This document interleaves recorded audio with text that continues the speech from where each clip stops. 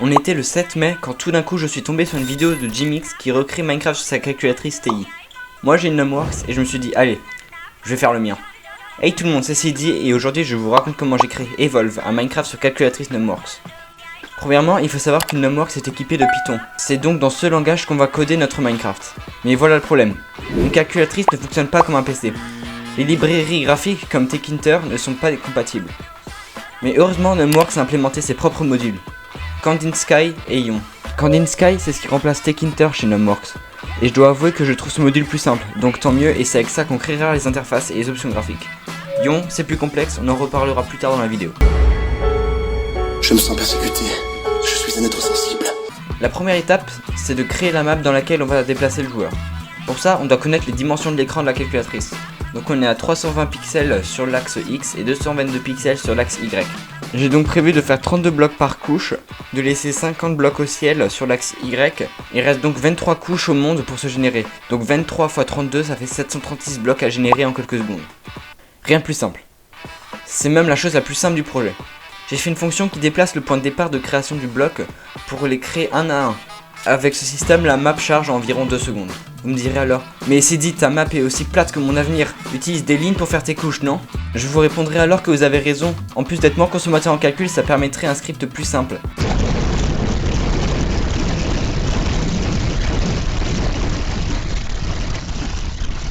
Mais le problème, c'est que j'aimerais pouvoir modifier à tout instant la map pour les prochaines versions. Et ça, au bloc près. Donc même s'il n'y a pas l'intérêt à utiliser mon système dans cette version, pour les prochaines mises à jour, ça simplifiera mon travail. La seconde étape, après avoir généré la map, ça va être de créer le joueur. Pour ça, j'ai réuni mes meilleurs talents d'artiste. J'ai fait un brainstorming de 8h30 pour trouver la manière la plus optimale de vous représenter, vous, joueurs. Bon, en vrai, j'ai fait un amas de pixels rouges.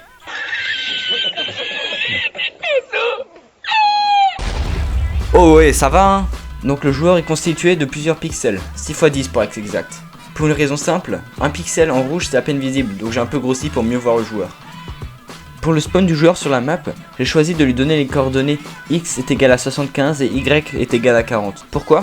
Parce que l'endroit où le programme commence à dessiner est forcément en haut à gauche. Et en sachant que le sol commence à Y50 et que le joueur fait une taille de 10, faut le faire spawn à la couche 40. Bon, c'est bien, on a fait spawn le personnage.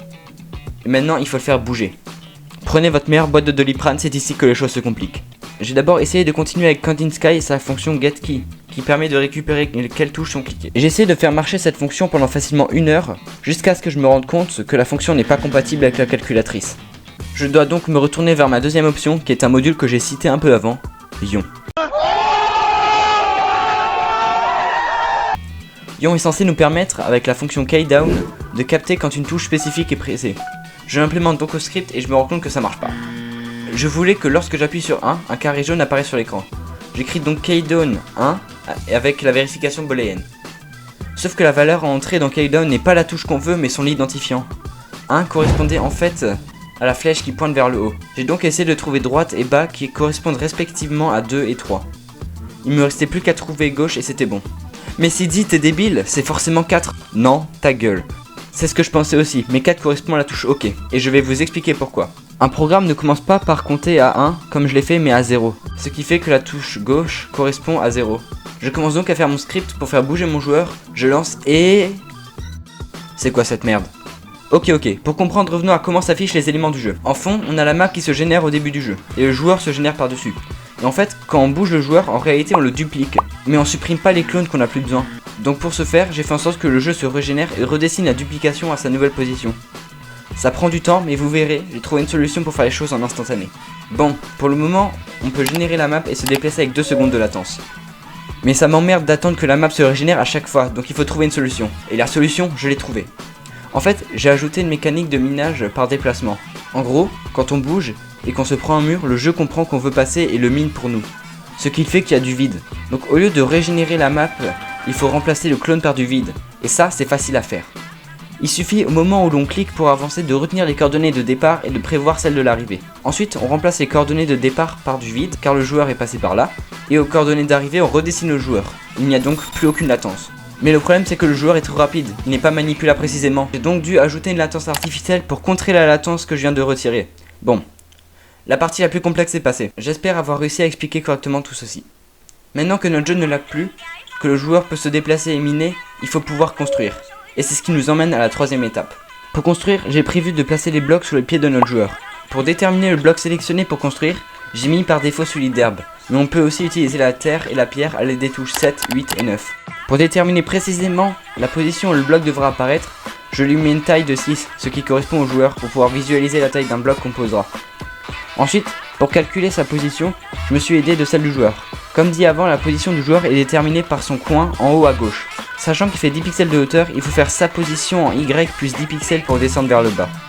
Pour les coordonnées X, vu que le bloc se pose en dessous du joueur, c'est similaire à la coordonnée X du joueur. La mécanique actuelle permet de ne pas forcément faire des blocs entiers mais des petites parties, ce qui fait qu'on n'est pas limité par une taille prédéfinie de blocs pour les constructions. Mais cette mécanique a aussi un gros désavantage. À cause du minage automatique, un faux mouvement et vous détruisez votre maison. Ok, maintenant je vais faire un petit gameplay en direct sur la calculatrice. Ok, du coup là je lance le programme. Du coup je peux me déplacer. Je vais commencer par aller miner un peu des ressources, même si en soi ça n'a pas vraiment d'intérêt. Peut-être commencer à construire ma maison. Avant j'ai cliqué pour tout de suite mettre la stone, donc je peux construire ma maison en stone. Bon, la qualité d'image c'est pas fou, mais t'inquiète. Je vais mettre un peu de verdure sur la maison là, je vais commencer par mettre de la terre. Bon, je me suis un peu loupé, mais bon, c'est pas grave. Voilà. Là, je vais mettre un peu d'herbe. Bon, je me suis loupé, mais bon, tant pis. Vous voyez. Mais on peut améliorer tout ça dans la partie 2, non? Je fais une partie 2 aux 30 likes sous cette vidéo. En attendant, on se retrouve à la prochaine. C'était Sidzi, à la prochaine. A plus.